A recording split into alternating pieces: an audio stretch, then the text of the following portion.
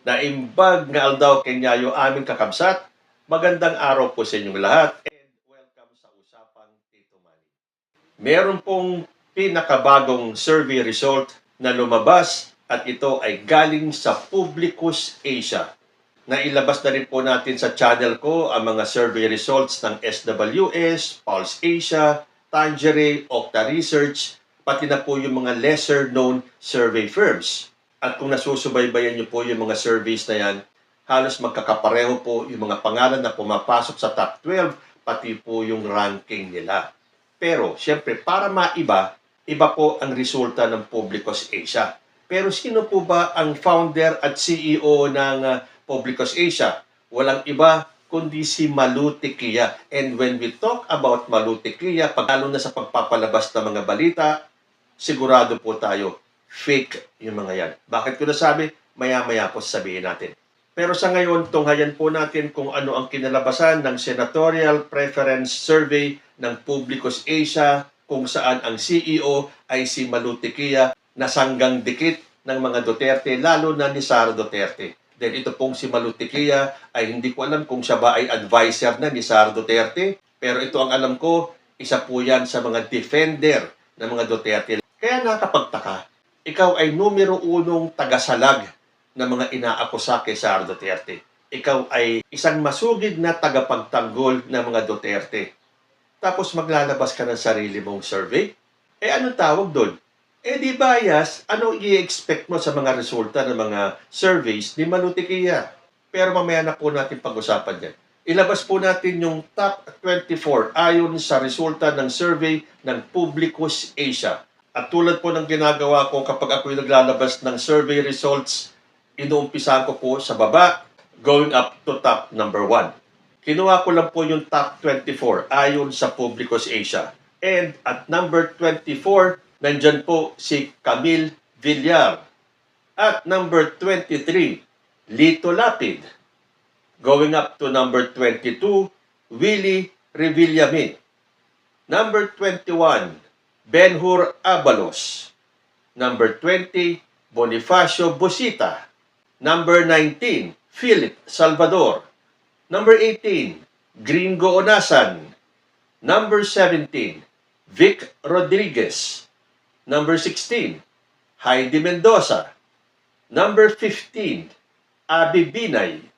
Number 14, Amy Marcos. And at number 13, Jimmy Bondoc. At ito ang top 12 o Magic 12 ng Publicus Asia. At number 12, Rodante Marcoleta. At number 11, Manny Pacquiao. Going up to number 10, Ben Tulfo. And at number 9, Francis Tolentino. Number 8, Pia Cayetano. Number 7, Erwin Tulfo. Number 6, Tito Soto. Number 5, Kiko Pangilinan.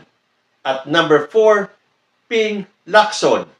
Number 3, Bam Aquino. Number 2, Bato de la Rosa. And at number 1, Bongo. O hindi ba kagulat-gulat si Bato de la Rosa, number 2?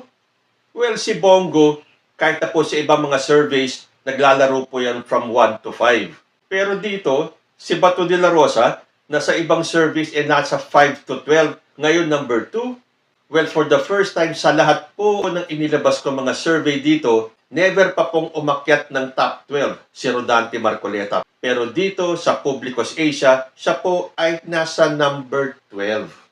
Tapos sa 13 to 24, si Jimmy Bondoc, number 13, si Amy Marcos, number 14 lang. Well, ayoko naman kay Amy Marcos, kaya lang, tataasan pa siya ni Jimmy Bondoc.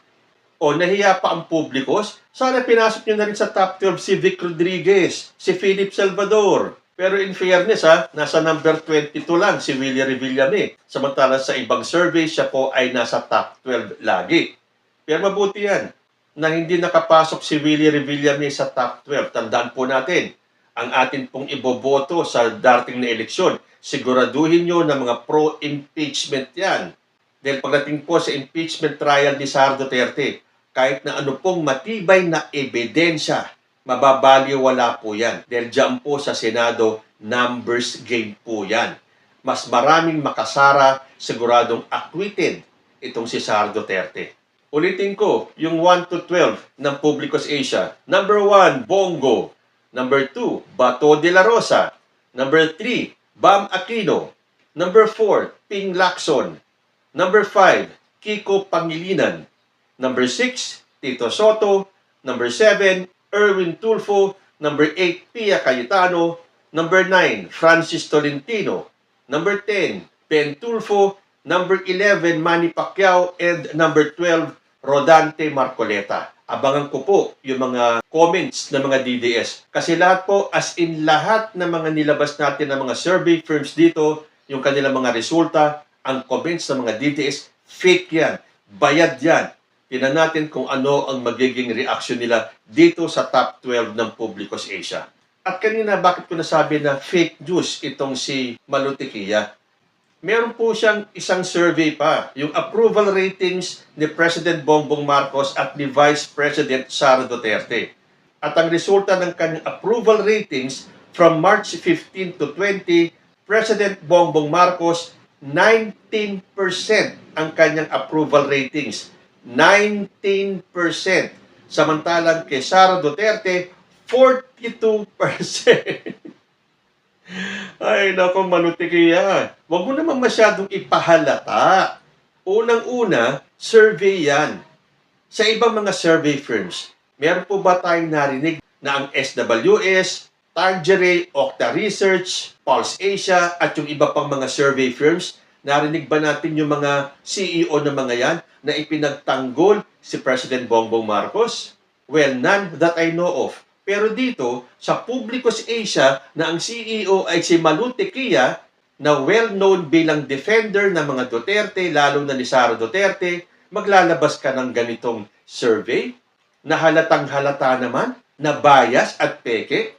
Sara, 42, Bongbong, 19%. Well, sa bagay, ang mapapaniwala lang naman ni Malutiquilla ay yung mga utu-utong DDS. Well, hindi ko po sinasabing lahat ng DDS ay utu-uto. Pero kung napanood nyo yung isang episode ko kung saan nagkaroon po ng study way back nung presidente pa si Rodrigo Duterte, lumabas sa isang pag-aaral na ang mga DDS ang pinakamadaling maniwala sa fake news. So, ibig sabihin mga utu-uto. At yan, ang puntirya ng mga DDS vloggers, influencers, at ng mga katulad ni Malutiquilla. Papaniwalain itong mga utu-utong mga DDS sa mga fake news na pinapakalat nila. So sa tingin ninyo, totoo itong 19% lang si Bongbong Marcos at 42% si Sara Duterte. Meron pang isang pinakalat si Malutiquilla. Well, ayon po dito sa nakita ko sabi ni Malutiquilla, this is not fake news. Ano po ba yung hindi fake news na sinasabi ni Malutiquilla? Na naglabas ng statement si Donald Trump. Yan po ay noong naaresto si Digong ng ICC. Ito di umano ang statement ni Donald Trump.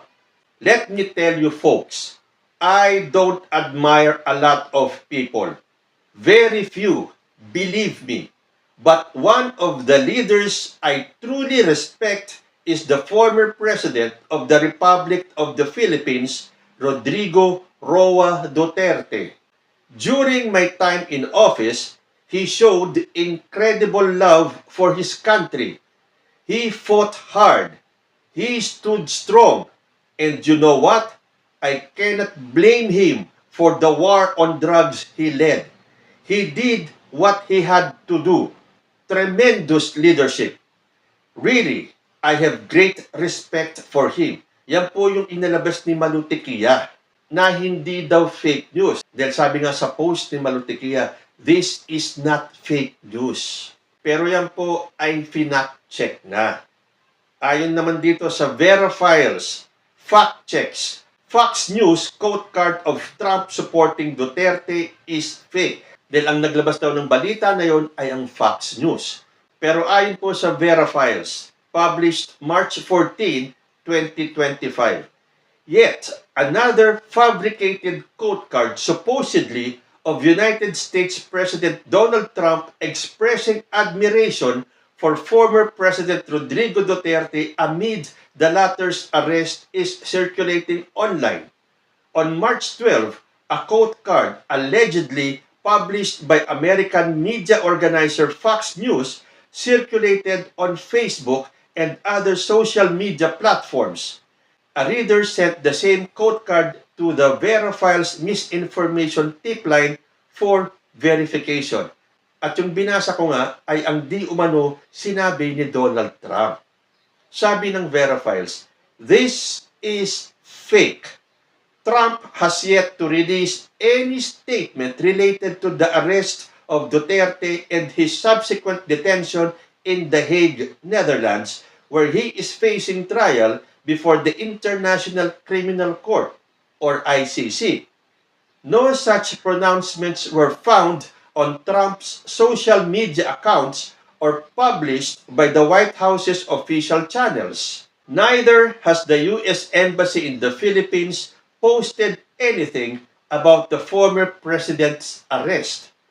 It is not true that Fox News published the quote card.